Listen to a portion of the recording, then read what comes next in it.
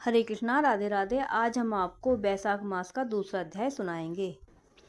नारद जी बोले, हे राजन, बैसाख के समान कोई महीना नहीं है, समयुग के समान दूसरा युग नहीं, वेद के समान शास्त्र नहीं, और गंगा जी जैसा कोई तीर्थ नहीं, जल दान के समान दूसरा दान नहीं, और भार्य के समान दूसरा सुख नहीं, खेती जैसा कोई धन नहीं, और जीवन के समान कोई लाभ नहीं, उपवास जैसा दूसरा तप नहीं, दान जैसा सुख और दया के समान दूसरा धर्म तथा नेत्रों के समान कोई ज्योति नहीं है, भोजन के समान कोई तृप्ति, खेती के समान कोई व्यापार, धर्म के समान कोई हितकारी मित्र नहीं, और सत्य के समान कोई यश नहीं है, आरोग्य समान कोई हर्ष, केशव के समान कोई रक्षक, माधव के तुल्य संसार में कोई पवित्र नहीं है।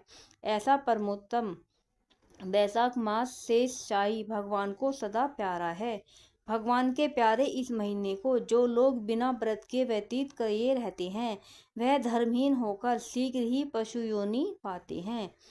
उनका कुआं बावड़ी बनवाना, बगीचा लगवाना आदि सभी धर्म व्यर्थ हैं, उनका कुछ फल नहीं होता। जो मनुष्य बैसाख मास में नियम पूर्वक भोजन आदि करते हैं, वे विष्णु भगवान की सायुज्य से मुक्ति को अवश्य प्राप्त होते हैं, इसमें संदेह नहीं है। संसार में अनेक प्रकार के दान और व्रत हैं, परंतु उनके करने से शरीर को अत्यंत परिश्रम होता है। उनसे संसार में बार बार जन्म लेना पड़ता है, परंतु बैसाख मास में केवल स्नान कर लेने से ही प्राणी आवागमन के छूट जाता है। सब दान करने से जो पुण्य होता है, संपूर्ण तीर्थों में स्नान करने से जो फल मिलता है, वह सब बैसाख में केवल जलदान करने से ही मिल जाता है। जिसमें जलदान करने की सामर्थ्य न हो, वे ईश्वरीय की इच्छा करने वाले दूसरों से कहकर जलदान करावें। यह कर्म भी सब दानों से अधिक है। तराजू के पलड़े में सब प्रकार के दान और दूसरे जलदान रखकर तोले तो जलदान ही भारी निकलेगा। जो प्राणियों के लिए प्याऊ लगाकर जलदान करता है, वह अपने करोड़ों कुल का उद्धार कर विष्णु लोक को जाता है। हे राजन, प्याऊ लगाने से देवता, पितर और ऋषि सब निसंदेह अत्यंत प्रसन्न होते हैं। जो प्याऊ लगा थके हुए यात्रियों को संतुष्ट करता है, उससे ब्रह्मा, विष्णु और शिव सब देवता प्रसन्न होते हैं।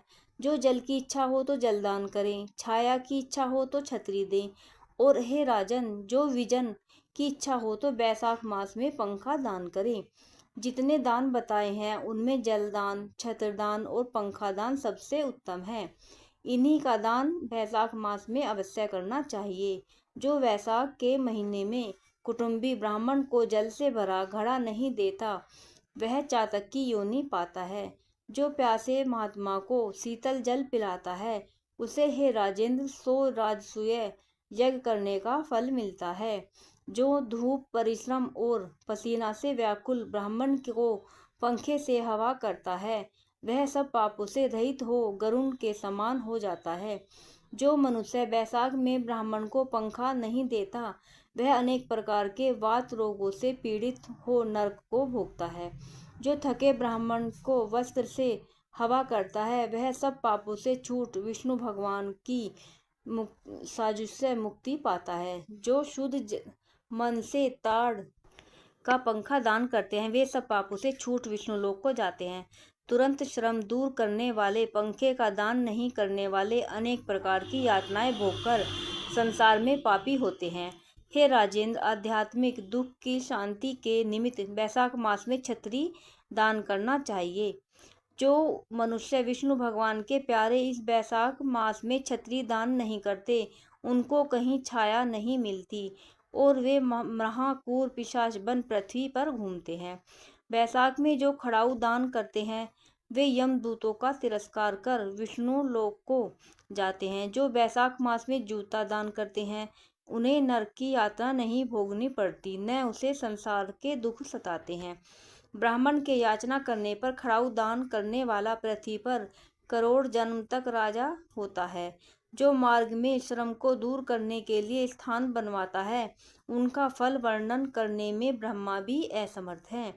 दोपहर को जो कोई अतिथि या ब्राह्मण मिले, उसको भोजन कराने का फल ब्रह्मा जी भी वर्णन नहीं कर सकते। हे राजन, अन्नदान मनुष्य को तत्काल तृप्ति करने वाला है। संसार में अन्नदान के समान कोई दान नहीं है।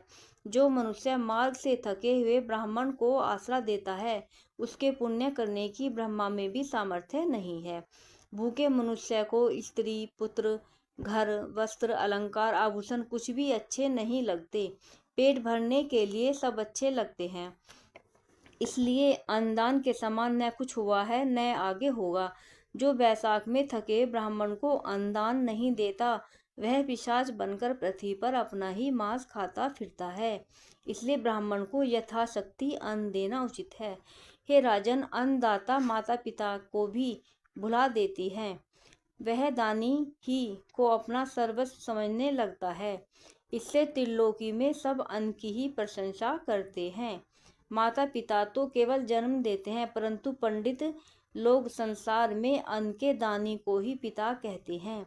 हे राजन, अन्नदाता सब धर्म निवास करते हैं। राधे राधे।